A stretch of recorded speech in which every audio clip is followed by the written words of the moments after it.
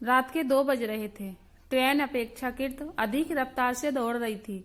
दोपहर को जब नीरजा स्टेशन पहुंची तो पता चला कि ट्रेन 2 घंटे देरी से चल रही है। नीरजा को कुड़कुड़ाहट सी होने लगी। पापा से मिलने में 2 घंटे और विलम्ब होने जा रहा था, परंतु फिलहाल जो ट्रेन की रफ्तार थी उससे तो यही आभास हो रहा था कि ट्रेन निश्चित समय पर पहुंच जाएगी। वैसे तो नीरजा को ट्रेन में सदैव जल्दी नींद आ जाती है, पर आज प्रयास के बावजूद भी नींद आंखों से कोसों दूर भटक रही थी, कदाचित पापा के ही इर्द गिर्द। अब पापा के दर्शन के बगैर नींद आने की कोई संभावना भी नहीं थी। यदि पापा के समीपे में नीरजा को सुख मिला तो जीवन में ऐश्वर्य आएगी, अन्यथा क्या माँ की तरह सदैव एक दुखी जीवन जीने को बाध्य नहीं होना पड़ेगा उसे। आकांक्षा के अनुरूप कुछ न मिल पाने की व्यस्तता मानव मन को तोड़ती तो है ही। यदि मानव में आत्मविश्वास की किंचित भी कमी हो जाए तो हृदय पर एक ऐसी संकट गांठ पड़ जाती है जिसे खोलते खोलते मानव स्वयं टूटने लगता है। इस वक्त नीरजा की आकांक्षा तो आकाश को छू लेने जैसी उत्साहित है। वो खुश, बेहद खुश, क्योंकि आखिरकार उसने माँ को मना ही लिया। बस एक बार वो पापा के पास जाना चाहती थी, उनके साथ रहना चाहती थी, देखना चाहती थी कि कैसे हैं पापा, जिनके विरह में उसने सदैव माँ की आंखों को लबालब देखा था। माँ के होठों से पापा के लिए कभी स्नेह के बोल तो नहीं सुने थे नीरजा ने, पर आंखों का गीलापन निश्चित ही पापा के प्रति उनके स्नेह को प्रतिबिंब करता था। बचपन से पापा के समीप्य के लिए कलकत्ता जा रहा नीरजा का मन किसी भी बच्चे को पापा के आलिंगन में देखते ही उसके बाल मन में कई प्रश्न कुलबुलाया करते थे। जवाब में तो माँ ही मुटकुटिया तन जाती तो कभी वो 2 बूंद अश्क आंखों से गिर पड़ते। माँ ने नीरजा के प्रश्नों को टालकर उसे बहलाना पुस्काना बड़ी कुशलता से सीख लिया था, और नीरजा के बाल मन में भी पापा के वतन से सुख के लिए अपनी स्वाभाविक ललक को अपने ही अंतर में समेटना सीख लिया था। पर नीरजा के युवावस्था में कदम रखते ही माँ के साथ उसके अंतरंग संबंध में गहनता आ गई। माँ सिर्फ माँ नहीं बल्कि एक अच्छी सखी भी बन गई। दोनों की अंतर्गता ने बातों के आदान प्रदान ने उन्मुक्ता लगा दी थी और कई बातों को सालों से हृदय में दब पड़ी थी वो बंधन मुक्त को बाहर निकालने लगी। फलस्वरूप दोनों के बीच में इसने शांति की ऐसी बयाल लगने लगी। घर का हर कोना माँ बेटी की खिलखिलाहट से गौरवान्वित होने लगा था। नीरजा को जब पहली बार एक युवक ने छेड़ा था तो माँ उस घटना का जिक्र करते करते लाल हो उठी थी।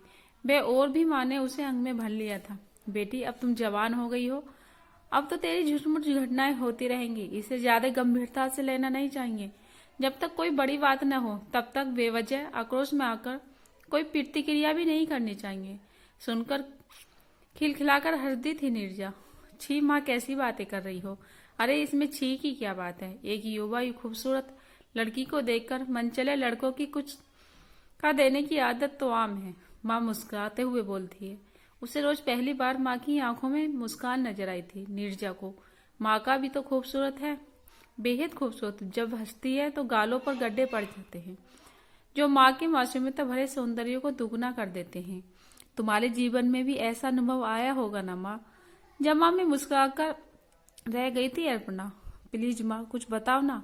क्या बताऊं? कहते हुए माँ के गाल सुर्ख हो उठे थे। अपनी ये अवस्था के बारे में कुछ मजेदार बातें बताओ ना माँ। नीरजा ने लड़खड़ा हुए माँ के गले में बाहें डाल ली। वैसे तो ढेर सारी घटनाएं घटी थी, पर एक घटना जो मेरी जिंदगी का अहम हिस्सा बन गई वह मैं बताती हूँ। एक रईस पिता का आवारा लड़का कॉलेज में मेरे साथ पढ़ता था। मेरे गालों पर गड्ढों को देखकर उसने मेरा नाम शर्मिला टैगोर रख दिया था। हर बार वो इसी नाम से मुझे चिढ़ाया करता था। मैं यही कोशिश करती कि उसकी बातों की तरफ ध्यान न दूं, लेकिन वो था कि पूरी तरह से मेरे पीछे पड़ गया था।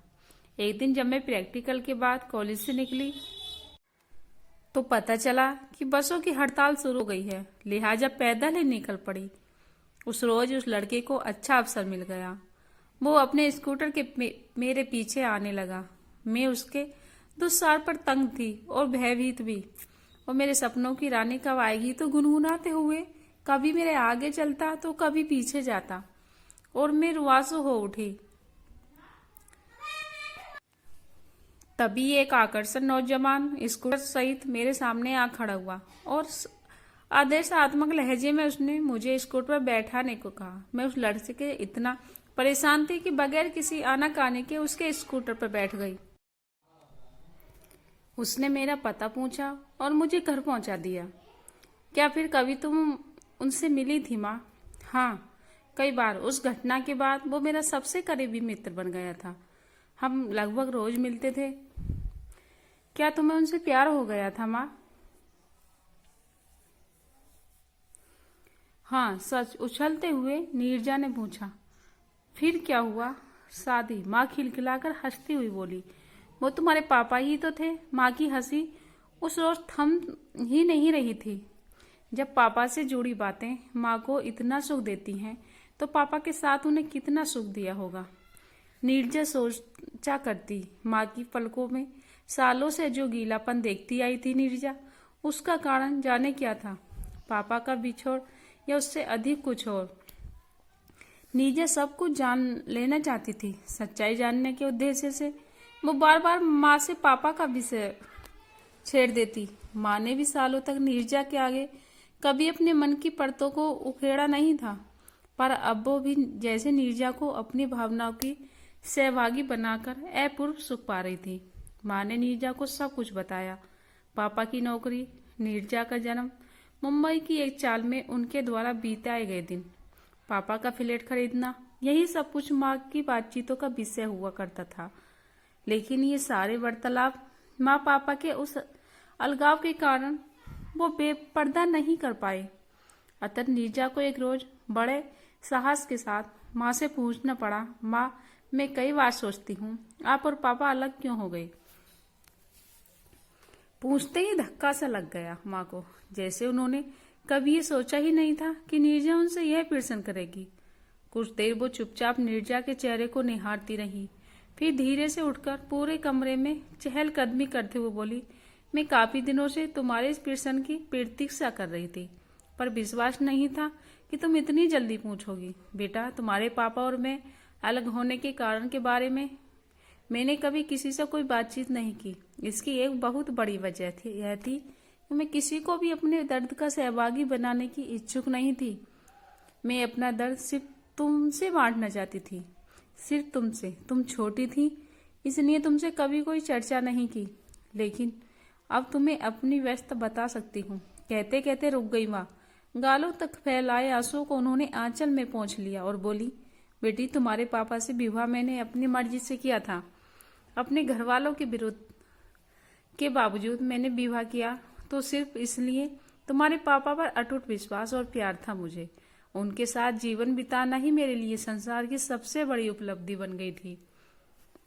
शादी के बाद तो मैं उनके प्रति बेहद कंजूसी हो गई थी। मैं अपने घर को अपने हाथों से सजाना चाहती थी।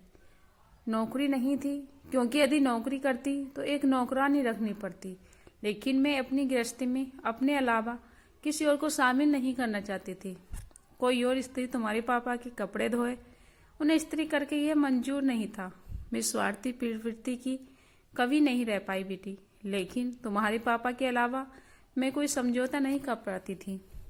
मैं उनसे प्यार को पूर्ण पेड़ पाल लेना चाहती थी। यही कारण था कि मैं उन्हें किसी के साथ बांटना नहीं चाहती थी, लेकिन मैं हार गई थी। नीरजा, जब पता चला कि तुम्हारे पापा की जिंदगी में कोई और औरत, माँ बिलक पड़ी। नीरजा ने उन्हें थाम लिया, ढाढ़स बताया। कुछ देर चुप रहने के बाद माँ पुनः बोली, तुम्हारे पापा उस दूसरी औरत से भी शादी करना चाहते थे। उन्होंने मुझे बताया था कि वो उसे छोड़ नहीं थे, क्योंकि वो स्त्री गर्भवती थी। क्या चौंक गई नीरजा? हाँ, उनका कहना था कि वो धर्म परिवर्तन कर मुस्लिम बन जाएंगे, ताकि दो पत्नियों को जायज तरीके से रख सके। नीरजा चकित सी ताकती रह गई माँ को।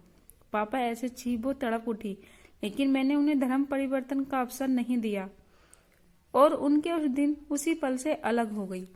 कानून तौर पर भी तलाक में ज्यादा वक्त नहीं लगा, इसलिए शायद वो बड़ी आसानी से उस दूसरी औरत के पति बन गए। जानती हो नीरजा, तुम्हारे पापा बेहद आकर्षक तो हैं ही, बेहद बुद्धिमान और संवेदनशील इंसान भी थे।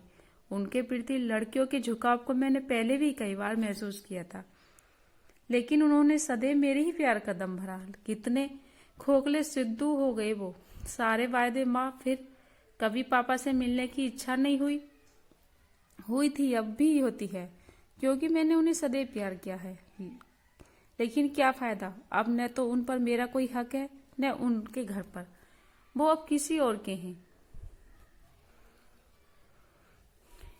दोस्तों, पूरा वीडियो आपको अगले भाग में मिलेगा। तब तक आप चैनल को सब्सक्राइब कीजिए, वीडियो को लाइक कीजिए। धन्यवाद।